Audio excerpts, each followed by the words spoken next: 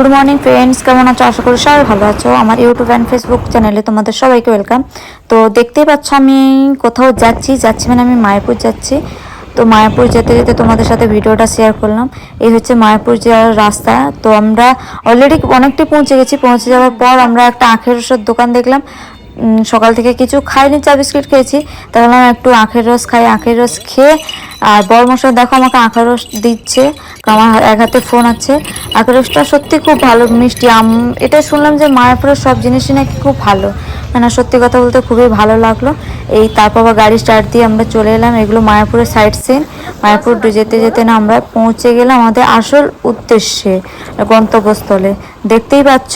তারপর আমরা গেলাম হচ্ছে এখন রুম খুঁজতে। রুম যেহেতু আমরা আছি, রুম একটা তো থাকতে গেলে দেখতে তো হবে। তাই রুম দেখে আমরা চলে গেলাম খেতে। খেতে দিয়ে দেখি একটা দাদা পেয়ারা মাখা করছে। খুব লোভ লাগলো, খেতে ইচ্ছে করলো।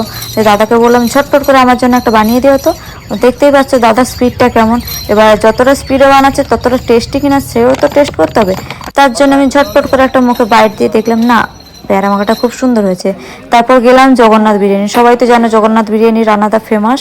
তারপর সন্ধ্যাবেলা হতে হতে আমরা চলে গেলাম মায়াপুর ইস্কনের মধ্যে, নাচ গানা হচ্ছে ওখানে। এই পর্যন্ত তোমাদের সাথে শেয়ার করলাম। সবাই বাই বাই, ভালো থাকবেন, টাটা। অ্যান্ড সাবস্ক্রাইবটা করে যেও প্লিজ।